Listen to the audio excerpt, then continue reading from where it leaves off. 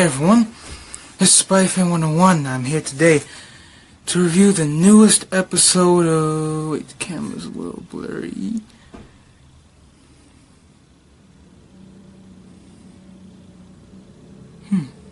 Camera's blurry, I don't know why that is. But, this is SpideyFan 101. I'm here today to review the newest episode of Big Hero 6. Now, this episode was a lot better than the last one because we got more story,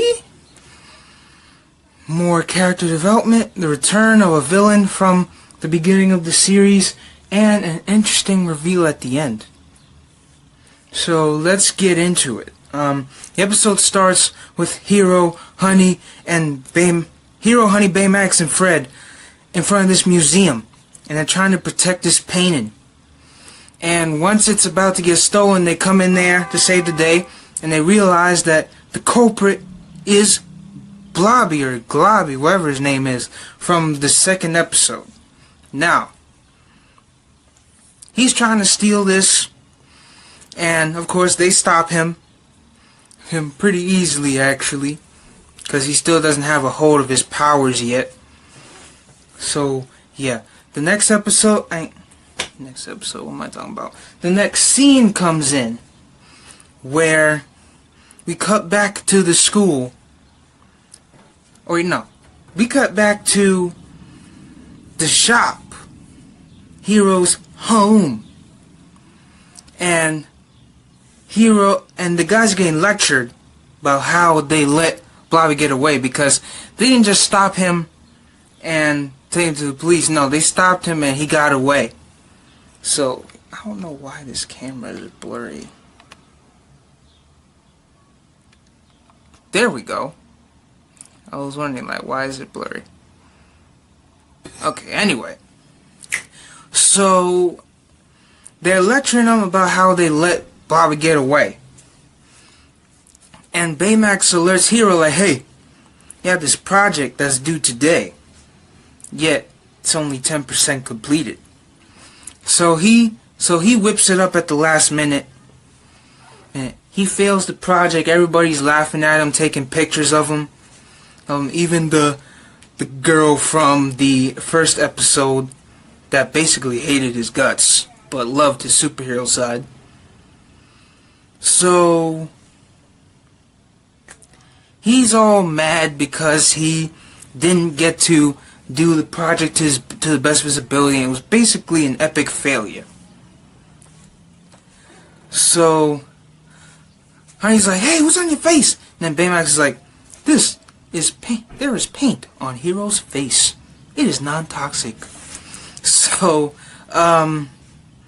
he's basically talking about how he failed, and then Fred comes in with the video of him failing, and it's just not good at all. And then we get news that Blobby is back at it again, trying to steal this painting.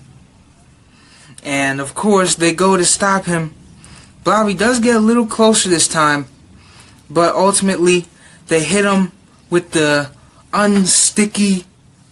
Honey hits him with the unsticky ball thing, and he turns into basically Jello, just sitting there.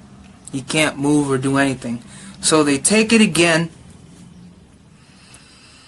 and then they say once again. Now this time they put it in. Wait, no. I'm out of sequence here. I'm sorry. So the next day they go back to the museum, and they see that the painting is more secure. And how do they define more secure? And what do I mean by more secure? I'll tell you what I mean. They put those rope things. You know what you see in movie theaters when those rope things with the bars are like in the lines, so that guys the line get like that, except it's a little more old-fashioned. They were not trying to protect this painting, let me tell you. So once they're walking around in the museum, they see that, oh, Fred's water fountain that he burned up while him and the Globby were fighting along with the rest of the Big Hero 6. His burnt up water fountain turned into an art piece. And we'll see where that goes later on in the episode. But then we find out that Globby is sneaking in through the vents, trying to get the painting again. And they hear a noise because, and at the time, Honey, Baymax, and Fred are standing right next to the painting. So they hear him. He comes down, he falls out of the vent, lands in this Spike painting. Or not Spike painting, but Spike sculpture. There we go. And of course, since he's Globby, since he doesn't have a human body anymore, he can't be affected by this. So yeah, it's not going to be rated TVMA for a character being impaled by spikes. So don't worry, parents. He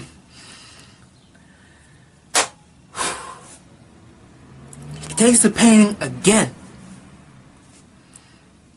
But however, this time they lock him in. So that gives Honey Lemon and the rest of them the opportunity to call over Hero, Go-Go, and Wasabi to the scene of the crime. And while that's going on, Hero's trying all these different things for his project, because his project is to basically build this building. He has to find out a way that it could stay stable during an earthquake. And so he's doing all these things, trying to come up with all these solutions, and he's like running out of ideas. So he's sitting there at his desk, and he's basically mad because he can't think of anything. Go-Go and Wasabi come in. Go-Go's about to slap him. He ought to slap him back into shape, put some sense into him. But then Wasabi stops him. He sings a song to Hero, claiming that it slapped him in song. So they get a call. They get the call, and they go in this small little thing, because if you remember, in the first movie, Wasabi can't use his van, because in the first movie, it was put all the way at the bottom of the ocean, because they're trying to get away from Professor Callahan. You know, that scene where Go-Go was driving it was awesome? Yeah, that. So they use this small little mini go-kart thing to drive through the streets. And then it's going all slow. And then Go-Go messes with the wires so that it goes faster. And then once they get there, he's still trapped inside the building. So they go in there. Globby fails again. They get the picture, put it back in the museum. It's all fine and dandy. So Hero goes back to the school and says, "You know what? I quit. I got nothing." Then when he throws his notepad in frustration, it messes with all the other kids' projects, so now they start going all haywire. And then they have a conversation.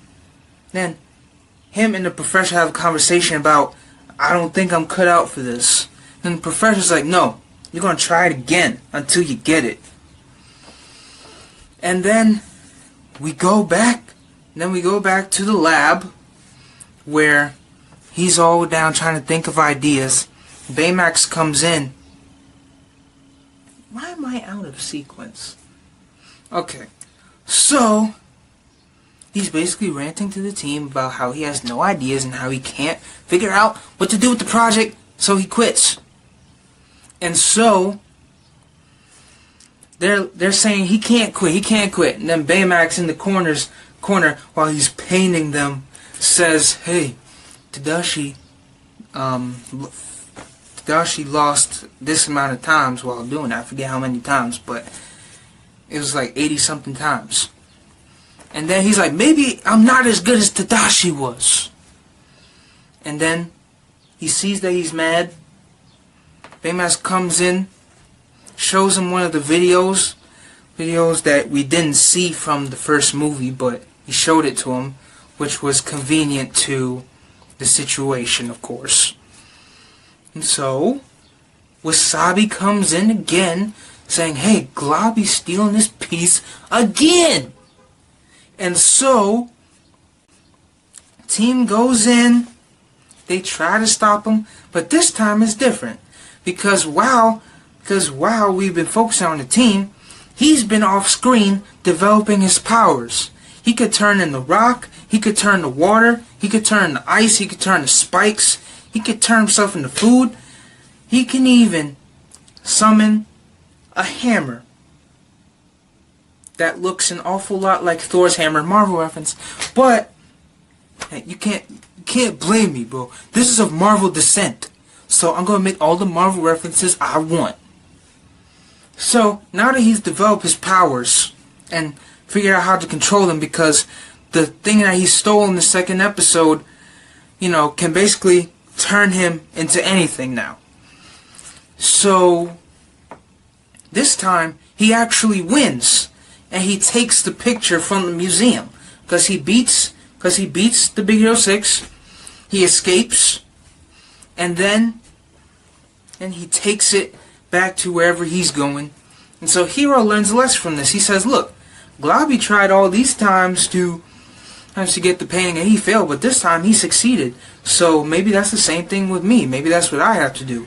So he goes back, he builds the building, but this time he builds these things so that not only does it save that building and every other building around it, but it's also stopping the earthquake from happening because of the frequencies.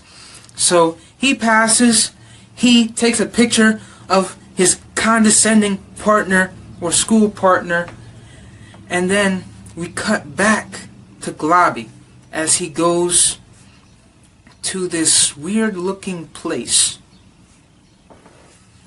He's celebrating because he got it, and then throughout the episodes, even in the Big Hero 6 sequel, Baymax Returns, we noticed that there's a strange figure that we would see. And this time we actually saw his face in this episode. And he's like, good job, you got the painting. He breaks it, and he's like, you gotta see what's inside. And then we see this blueprint of like what seems to be technology schematics. We don't know what it's for, but that's what it looks like. And that's where the episode ends. Now, I'm so sorry that was scattered. But, you know, honestly, this was a much better episode than the last one, because the last one had filler written all over it in fine print.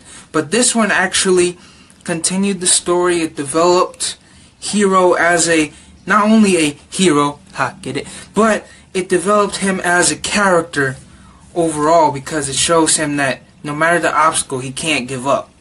So, yeah. As the score goes, I'm going to give it a 9 out of 10. The only reason why I give it a 9 out of 10 is because, you know, as you might have noticed in the review, the whole thing about Globby going back to get this painting over and over and over seemed kind of repetitive, but at the end of the day, it still meant something. So that's why I give it a 9 out of 10.